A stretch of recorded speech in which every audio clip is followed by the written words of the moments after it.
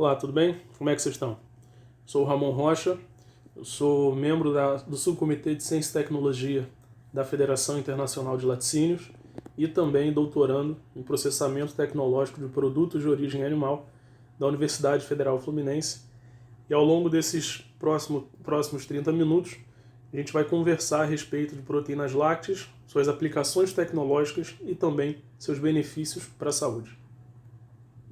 Iniciando a apresentação, apenas a fim de conhecimento e também revisão, temos a composição do leite, lembrando que ele é composto principalmente por água, uma representação aí em torno de 87%, e os demais divididos em extrato seco total, aproximadamente 12,5%, que nada mais é do que a fração do leite, que é composta por gorduras, proteínas, lactose, minerais, obviamente alguns outros elementos traços também, sendo a gordura e a proteína extremamente importantes para aspectos sensoriais e tecnológicos. Então você tem esses dois parâmetros, esses dois componentes que vão ditar muito a utilização e o valor desse leite pela indústria. Antes de falarmos de fato a respeito das proteínas lácteas, a gente tem que ter alguns conceitos revistos com relação às proteínas. A primeira delas é que são macromoléculas de alto peso molecular. Isso significa dizer que são formadas por outras moléculas menores.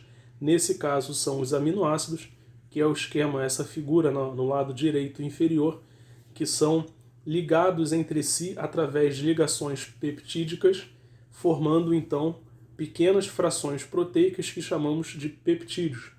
Esses peptídeos vão se ligar, vão se unir em diferentes estruturas que vamos encontrar as proteínas. Então eu tenho estruturas primárias, secundárias, terciárias e quaternárias, que são peptídeos ligados através de pontes de hidrogênio e pontes de sulfeto, por exemplo, fazendo o enovelamento da sua estrutura. Então, por exemplo, proteínas terciárias, ela tem uma estrutura mais enovelada do que uma estrutura secundária e também primária. Seguindo adiante, alguns conceitos importantes relacionados às proteínas são com relação aos aminoácidos essenciais e os não essenciais. Ou seja, os aminoácidos, aqueles que formam as proteínas, alguns deles são sintetizados, ou seja, o nosso organismo tem a capacidade de produzir e alguns não temos. Então, o que acontece? Esses aminoácidos que o nosso organismo não é capaz de sintetizar, chamamos de aminoácidos essenciais. Significa que são aminoácidos que obrigatoriamente nós precisamos fazer a obtenção através da alimentação.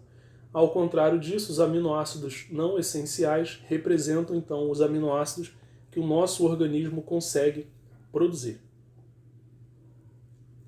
E as proteínas lácteas são divididas em dois grandes grupos. Então eu tenho caseínas e proteínas do soro ou soroproteínas, sendo a divisão dentro delas do leite. As caseínas representam aproximadamente 80% do teor proteico total desse produto e as proteínas do soro representam aproximadamente 20%. Importante ressaltar que proteínas lácteas possuem um alto valor nutricional. São proteínas de alto valor biológico. Então elas, de forma conjunta, vão fornecer para o organismo todos os aminoácidos essenciais e em quantidade suficiente para o nosso organismo. Sobre as caseínas, elas são, como já dito, as proteínas presentes em maior quantidade no leite, e elas são divididas basicamente em alfa-S1 e alfa-S2 caseína, beta-caseína e kappa-caseína.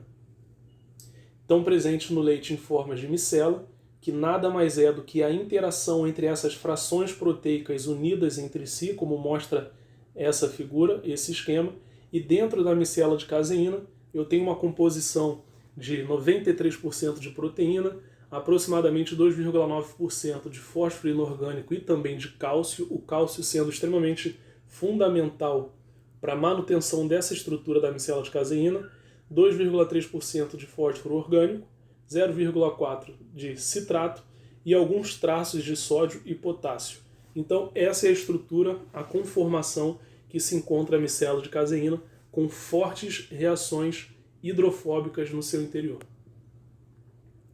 O soro de leite, que tinha como definição um subproduto proveniente da fabricação de queijos, porém essa definição já caiu em desuso e temos de mais atual hoje a definição que representa o produto resultante da retirada dos lipídios e das micelas de caseína presentes no leite. Logo, o soro nada mais é do que um líquido em que eu tenho uma quantidade elevada de proteínas do soro e também de lactose. E dependendo do processo de obtenção do soro, ele vai ser classificado em doce, ácido ou ideal. Por exemplo, se eu faço um queijo com uma coagulação através da utilização de ácido, eu vou caracterizar o meu soro como ácido, ou seja, com valor de pH reduzido. O soro de leite ideal é aquele soro de leite em que o leite foi submetido ao processo de centrifugação, então eu fiz a retirada de gordura e depois eu fiz a separação de caseína através de filtração por membrana. Ou seja, vendo através da definição ali na parte superior, se eu retirei gordura e caseína, eu vou ter a presença do soro de leite. Aqui é um esquema muito interessante que mostra um histórico da utilização do soro. Se a gente observar na parte da esquerda, próximo ali aos anos de 1950, a gente tinha um descarte do soro pelas indústrias e depois ela passou a ser utilizado para a alimentação animal. Não por questões de negligência, porque nessa época ainda não se tinha um conhecimento tecnológico e científico suficiente para saber de fato a riqueza nutricional e também as capacidades funcionais e tecnológicas do soro de leite. Somente então, a partir desse maior conhecimento, desse maior entendimento, ele passou a ser utilizado pelas indústrias e também com um apelo nutricional e saudável, terapêutico muito forte. O que temos de mais recente com relação às proteínas lácteas são produtos de elevado valor comercial e também a obtenção de compostos bioativos a partir desses produtos. E o que são as proteínas do soro? Assim como as caseínas, elas são representadas por diversas frações proteicas diferentes. Nesse caso, beta-lactoglobulina, que representa aí em torno de 50%, ou seja, a proteína do soro presente em maior quantidade. A alfa-lactoalbumina, que está muito presente, por exemplo, no leite humano, sendo a proteína presente em maior quantidade no leite humano, muito utilizado para a fabricação de fórmulas lácteas infantis. A albumina do soro bovina, imunoglobulina, lactoferrina e caseínomacropeptídeo, que nada mais é do que um derivado da fração da micela de caseína. Então eu tenho a separação da micela de caseína, mais especificamente da fração de kappa-caseína, e esse caseínomacropeptídeo, que é perdido no soro, ele passa a ser considerado então uma proteína do soro, porém com exclusividade do soro doce. E as proteínas do soro têm uma alta capacidade para formar compostos bioativos. Então, todas essas proteínas possuem um elevado valor com relação à formação desses compostos que vão gerar diversos benefícios para a saúde. Uma métrica importante na medição da qualidade proteica é o DIAAS, que significam os aminoácidos indispensáveis digeríveis.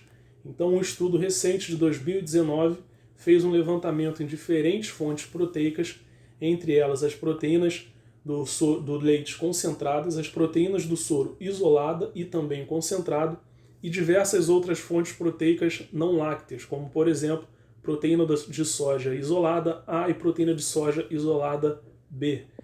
E ele fez um levantamento de o quanto de aminoácido e o quanto essas proteínas provenientes dessas diferentes fontes proteicas de fato são absorvidas e aproveitadas pelo nosso organismo. O resultado é muito interessante e com bastante destaque dos produtos lácteos. Então a gente observa aí que tanto a proteína do leite concentrado quanto as do soro, ela obtém uma alta digestibilidade, uma alta absorção e aproveitamento por parte do nosso organismo, o que comprova o alto valor nutricional e também de biodisponibilidade das proteínas lácteas. Existem diversas fórmulas comerciais que a gente pode encontrar essas proteínas no mercado. Então as proteínas lácteas elas estão divididas em alguns grupos. Então eu faço a obtenção de um pó que pode ser classificado como MPC, que nada mais é do que a proteína do leite concentrada. Então nesse caso do MPC eu vou encontrar tanto caseína quanto proteínas do soro. Eu tenho também os caseinatos, que são exclusivamente compostos por caseína. Eu posso ter tanto caseinato de sódio ou caseinato de cálcio, vai depender do meu processo. E a classificação das proteínas do soro, que são WPH, WPC e WPI. WP significa Whey Protein e o H, o C e o I significa o processo que eu apliquei para fazer a obtenção dessas proteínas. Por exemplo, nessa tabela eu mostro a diferença entre a composição com relação aos teores de proteína, gordura e lactose das 3 diferentes formas comerciais de proteínas do soro. Se a gente observar com bastante destaque ali para o WPI, a gente observa que ele tem valor de proteína superior a 90% e um teor baixíssimo de gordura e também de lactose. Em paralelo, a gente tem o WPC, que tem um teor de proteína que pode variar, uma variação muito ampla de 35% a 80%, consequentemente um teor de carboidrato muito alto e também de gordura se comparado à proteína do soro isolado. Aqui um esquema muito interessante de um trabalho recente, 2019, mostrando como, a partir do leite, eu consigo ter a obtenção das diferentes frações proteicas. Então, por exemplo, se eu fizer a ultrafiltração do leite, eu tenho ali a obtenção de proteínas do soro concentrado, e eu colocando, submetendo esse leite a um processo de coagulação, eu vou separar em caseína e também soro, que dependendo da etapa e do processo que eu aplico, eu vou ter frações proteicas específicas. E para eu ter a obtenção dessas frações proteicas específicas, alguns processos precisam ser aplicados da indústria para que eu consiga, de fato, transformar o meu líquido em um pó proteico de elevado valor biológico e também tecnológico. Algumas dessas etapas, elas são comuns para todas as proteínas, porém, algumas delas são específicas para o tipo de proteína que eu quero ter a obtenção. Por exemplo, a etapa de separação, que é a separação por membrana, eu vou utilizar a microfiltração e também a ultrafiltração, que são membranas capazes de fazer a retenção aí de gordura e caseína, tá? Além, obviamente, de soroproteínas na ultrafiltração. Então, muito utilizado para a obtenção de proteínas lácteas são essas duas etapas. E conforme eu vou modificando, reduzindo o tamanho do poro da minha membrana, do meu filtro, por exemplo, na nanofiltração e na osmose reversa, outros componentes conseguem ser separados. A etapa de evaporação é uma etapa extremamente importante, que nessa etapa eu vou pegar o meu líquido, seja ele soro ou leite, e vou fazer uma retirada parcial da água. Só que nesse caso eu utilizo vapor, justamente como eu estou querendo preservar a estrutura das proteínas. Se eu fizer a retirada de água numa temperatura muito elevada, eu posso ter uma desnaturação proteica e que nesse caso não é interessante para a gente. Então eu faço essa evaporação sob pressão, eu consigo retirar parcialmente essa água, que vai ser uma etapa fundamental para a última etapa de secagem, porque eu vou ter um volume menor de produto, consequentemente eu vou ter menos gasto de processo e também uma chance menor de ocorrer problemas tecnológicos desse meu produto. Já a etapa de cristalização, ela é fundamental, principalmente se a gente for falar em secagem de soro. Como o soro ele tem um teor de lactose muito elevado, então eu preciso fazer a cristalização desse açúcar, porque senão eu vou ter a obtenção de um produto muito fino, um pó extremamente fino e susceptível a aderir umidade do ambiente, tanto durante o seu processamento quanto durante o seu armazenamento. Então eu vou ter o que a gente chama de empedramento, que nesse caso não é favorável para um produto em pó. Então a etapa de cristalização ela é fundamental para a secagem de soro. Aqui é uma imagem que ilustra muito bem esse problema de empedramento de um soro em pó no tanque, né, de secagem. Então é uma etapa indispensável. Com relação aos aspectos tecnológicos, as proteínas lácteas possuem diversos aspectos tecnológicos importantes e que merecem destaque. Por exemplo, tem uma capacidade alta de absorção e interação com moléculas de água, gelatinação, são importantes emulsificantes e estabilizantes, além de terem uma capacidade muito alta de formar espuma e, consequentemente, vão melhorar a viscosidade, textura, dureza e aspectos sensoriais dos produtos, lácteos ou não lácteos. Um trabalho de 2019 fez a utilização de proteínas do soro concentrado na produção de iogurte e eles avaliaram e conseguiram identificar melhora na textura e um menor índice de cinérese se comparado à formulação convencional. A cinérese, para quem não sabe, quando a gente tem, por exemplo, um iogurte, quando a gente abre esse pote de iogurte, aquele líquido na superfície do produto é o soro. Esse soro ele foi expulso da massa num processo que a gente chama de cinérese, e esse processo ele pode ser evitado, como mostra esse trabalho de 2019, com a adição de proteínas do soro concentrado. Além disso, a melhora da textura ela foi identificada, como a gente consegue observar nessa imagem, nessa fotografia de microscópica por eletrônica. Por exemplo, na imagem A, a gente tem o iogurte full fat, o iogurte convencional, e na imagem D, a gente tem o iogurte com proteínas do soro concentradas tratadas termicamente. O que aconteceu foi que quando a gente eleva a temperatura da proteína do soro, principalmente a beta-lactoglobulina, quando ela se desnatura, ela tem uma capacidade muito forte de se ligar, de se interagir, de se integrar com as micelas de caseína. Isso resulta no que estamos vendo nessa segunda imagem, uma microestrutura muito mais densa e uma interação proteica muito mais firme se comparado ao iogurte convencional. Em relação à melhora da cinérese, essa desnaturação proteica das proteínas do soro também fazem com que elas formem uma rede tridimensional, e essa rede tridimensional ela consegue segurar moléculas de água dentro do produto.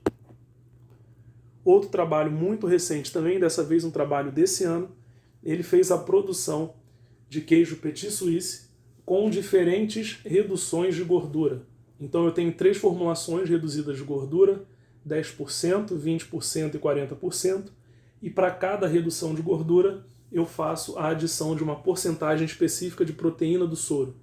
Esse trabalho observou uma melhoria em viscosidade em todas as amostras com adição de proteína do soro, foram estatisticamente superiores com relação ao queijo Petit Suisse convencional, e uma característica sensorial importante foi que valores sem diferença significativa com relação à amostra controle, ou seja, mesmo um produto com reduzido de 40% de gordura, estatisticamente nos atributos sensoriais eles obtiveram valores semelhantes. Lembrando que a gordura é um fator importantíssimo para a aceitação e melhoria da patabilidade de alguns produtos, principalmente dos derivados lácteos. Então esse trabalho comprovou a eficiência das proteínas do soro em produtos reduzidos de gordura a fim de mascarar essa redução. Trabalho recente também de 2020 verificou a eficiência que as proteínas têm no aumento de viabilidade de bactérias ácido láticos. Então, através de 2 formulações diferentes, uma do iogurte convencional de cabra e o outro um iogurte de cabra adicionados de 10% de proteína do soro, eles verificaram que ao final do tempo de estocagem, que foi de 20 dias, obteve-se então uma contagem superior com relação à amostra controle. Então eu tive uma contagem de 7 log UFC contra 6 log UFC na amostra convencional. Nesse caso aqui foi testado a viabilidade de bactérias do iogurte Streptococcus thermophilus e Lactobacillus delbrueckii bulgaricus. Para quem não sabe, viabilidade significa o quanto eu vou ter dessas bactérias ácido-láticos presentes no meu produto durante a sua validade comercial. Porém, não somente as proteínas em si são importantes para aspectos sensoriais e tecnológicos nos produtos. As suas subfrações, ou seja, as suas frações menores, que são as suas frações que fazem formar essas proteínas, como aminoácidos e peptídeos, também são extremamente necessárias para a obtenção de características sensoriais. Essas frações, né, os aminoácidos e peptídeos, vão servir como substratos para enzimas proteolíticas, muitas vezes provenientes de micro-organismos, para a formação de compostos voláteis, ou seja, compostos aromáticos, então demonstrando mais uma importância da presença das proteínas em aspectos tecnológicos. Porém, problemas de off-flavor podem ser gerados também por consequência disso. Se eu falar, por exemplo, de um queijo maturado, o resíduo de quimosina que ficou do coalho, né, a quimosina que ficou durante a produção desse queijo na maturação, ele pode fazer a degradação de peptídeos, formando aminoácidos de baixo peso molecular, e esses aminoácidos de baixo peso molecular, quando acumulados em excesso, podem gerar um gosto amargo para o queijo. Porém, essa etapa pode ser evitada se você aumentar, por exemplo, a temperatura do seu tanque de fabricação e alguns outros fatores, sendo comum somente em alguns tipos de queijo. Com relação aos benefícios terapêuticos, né, das proteínas lácteas, um trabalho em 2009 já demonstrava a eficiência de proteínas lácteas na prevenção de diversas doenças crônicas. Nesse caso, conseguiram identificar, a partir de proteínas do soro, diversos peptídeos bioativos capazes de inibir a enzima conversora de angiotensina 1, que, para quem não sabe, é uma enzima que vai converter angiotensina 2, que é um vasoconstritor potente. Então você reduz a espessura do seu vaso, reduz a passagem de sangue e você tem então um aumento da pressão arterial. Então já em 2009 já era relatado a eficiência de proteínas lácteas na redução de pressão arterial. Trabalhos muito recentes também têm demonstrado aí o potencial, né, anticancerígenos, consequentemente também antioxidantes, relacionados às proteínas lácteas, principalmente com destaque muito importante para a lactoferrina e albumina sérica bovina. Aqui um estudo clínico randomizado, né, também recente de 2019, eles avaliaram o efeito da suplementação com proteína do soro em diferentes grupos de idosos, né, uma dosagem de 32,4 gramas de proteínas do soro por dia.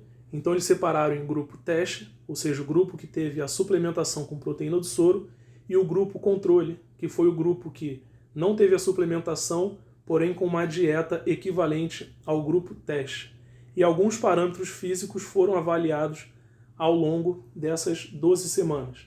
O primeiro deles era a velocidade de caminhada, o tempo necessário para subir 5 vezes em uma cadeira, que eles chamam de teste da cadeira, e por último, o equilíbrio. E os resultados são surpreendentes. Eles observaram que no grupo teste, todos os parâmetros, todos os resultados foram superiores com relação ao grupo controle, sendo aí mostrado a eficiência da proteína do soro também para as pessoas de mais idade.